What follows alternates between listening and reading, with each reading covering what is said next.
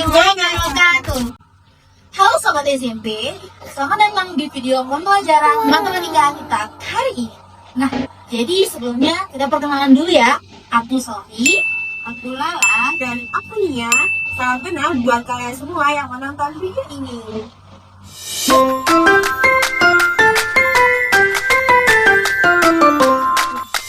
Halo teman-teman.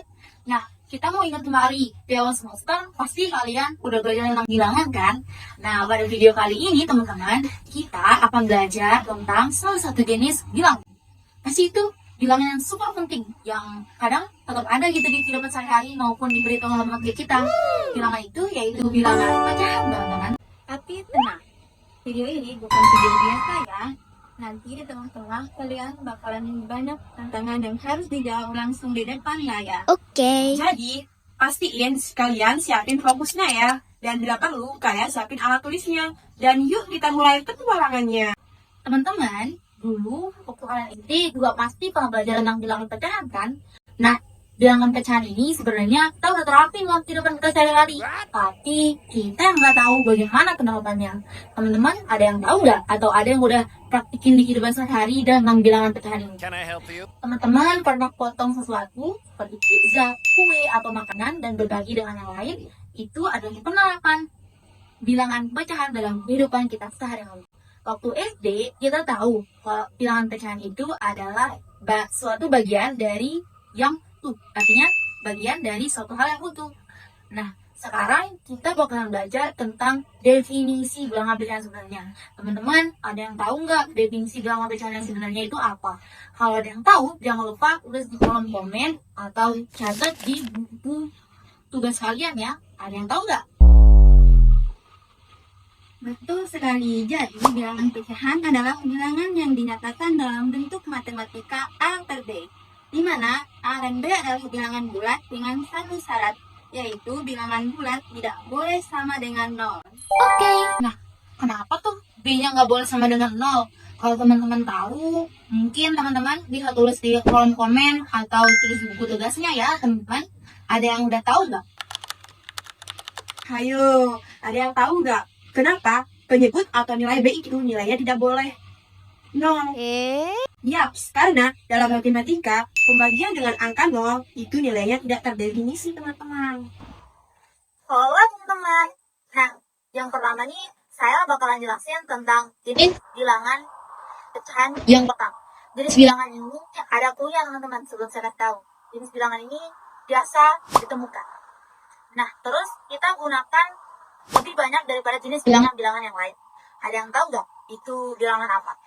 Nah, betul sekali. Bilangan itu adalah bilangan pecahan biasa.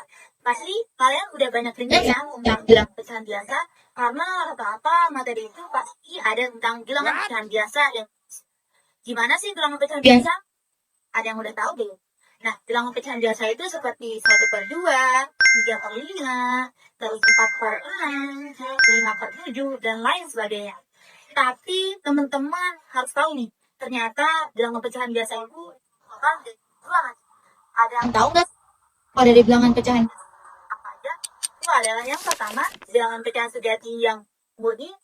Itu adalah bilangan pecahan yang dimana A kurang dari C, yang artinya 9 kurang dari penyebutnya. Contohnya bagaimana teman-teman? Ada yang tahu nggak? Ya, betul sekali teman-teman. Contohnya adalah 1/2, 3/5, 7/10, dan lain sebagainya. Intinya A kurang dari B atau 9 kurang dari penyebut. Pecahan yang kedua yaitu pecahan tidak sejati atau pecahan tidak murni, teman-teman.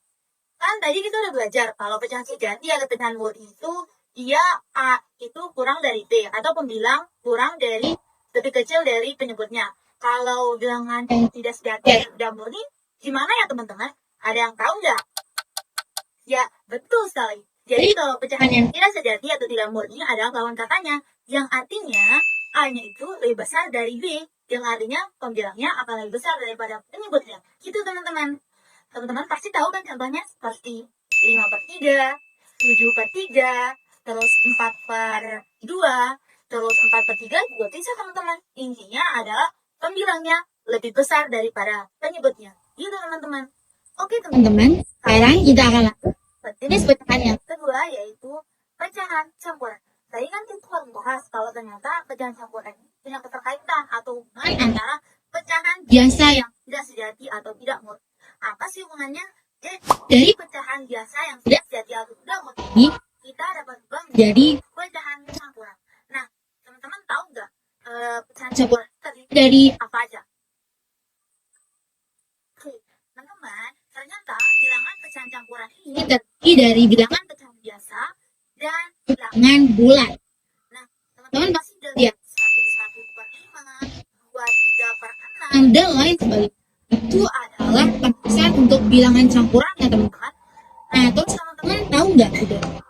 Misalnya kan, kayak tadi, kita ambil contoh dari bilangan pecahan biasa yang tidak sejati atau bilang, yaitu 5/2.